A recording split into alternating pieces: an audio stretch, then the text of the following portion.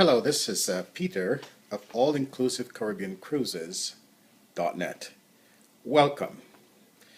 Today I want to briefly, and I say briefly because there's so much involved here, but I want to briefly give you an overview of some things that are involved in planning a Caribbean cruise. Okay, there are several things that you need to take into consideration when planning a Caribbean cruise. To do that, I'm going to bring you to my website because I have a page that actually deals with this topic. So I'll just go to the website.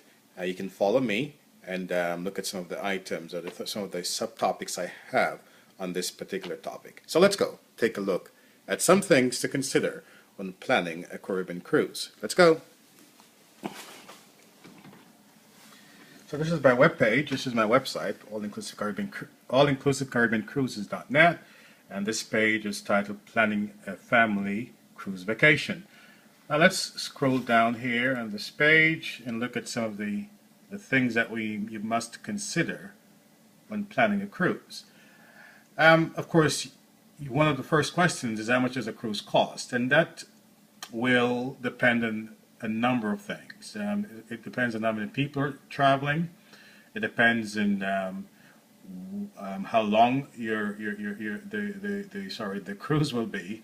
It depends on which ship you're taking. So there's several things to consider when in terms of cost. But again, you can come to the site and read this page for yourself and see what information it offers. It offers quite a bit and what to consider in terms of cost. Second thing is, of course, the length of your cruise. If you're a first-time cruiser, I strongly recommend that you do a 3, 4, or a 5-day cruise. Do not go for a 7-day cruise. The reason being that not everybody likes cruising, and you may get on the ship, and after 2, 3 days you want to go home. And think about if you're on a 7-day cruise and you want to go home, no fun. So there are cruises of different lengths. 2, 3, 4, 5, 7, 8, 10, even longer. So determine which works you think will work best for you. Like I said, if it's your first time, please stick to a 3, 4, or 5-day cruise, nothing longer. You also want to consider when is the best time to cruise.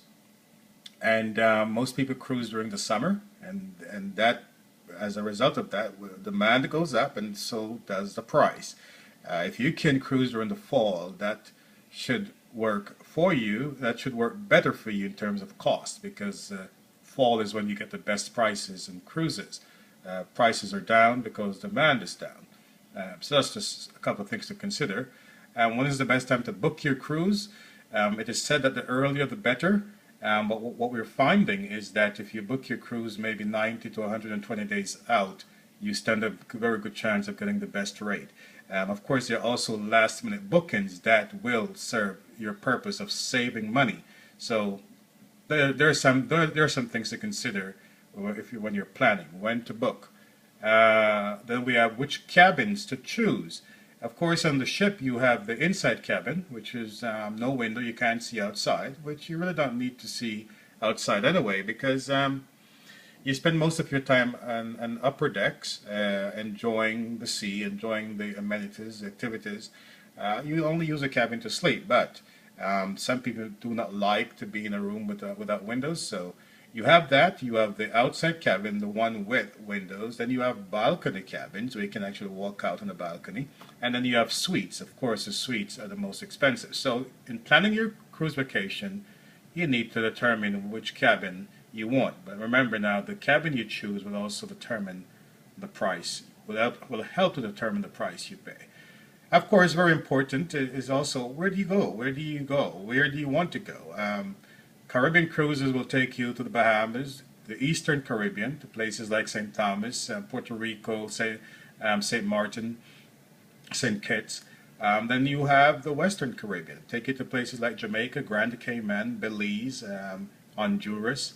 And of course you have the Southern Caribbean. You could go to the Dutch Caribbean islands like Aruba and Curacao.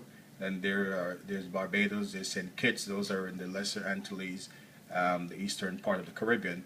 So those are some things to consider in terms of destination. Okay, so that's where do you want to go? That's something to take into consideration when planning a cruise. And of course, one final thing I'll mention: which cruise line and which ship to choose. The bigger the ship, the more you pay. Certain cruise lines vary in terms of what they offer, not in what they offer, but the price that you will pay. Carnival, more often than not is the least expensive, and then you will pay more in a Disney cruise. Say if you pull out Carnival, Disney, Holland America, Celebrity, Holland America, Norwegian, Princess, and Royal Caribbean. These are the most popular cruise lines to the Caribbean. The least expensive will be Carnival, and then the most expensive of those will be Disney. So the plan on which cruise line you want to sail with, and of course the one you pick, it may just be I want to sail with this one, but remember, whichever one you pick will determine how much you pay. Okay, so those are just some things to consider if you're booking, if you're planning a Caribbean cruise vacation. Like I said, you can go to my website. As a matter of fact, if you go, let me just click here on the home page. If you click on the home page, when you go to any website, any page on this site, on the left side on the book cruise, there's cruise plan. If you click on that, it will bring you to this page about planning a family cruise vacation to the Caribbean. So, there you have it.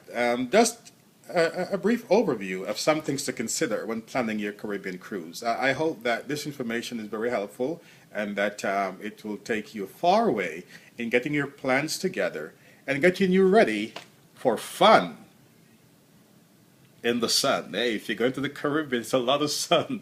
Oh, and it can be really hot. But go have fun.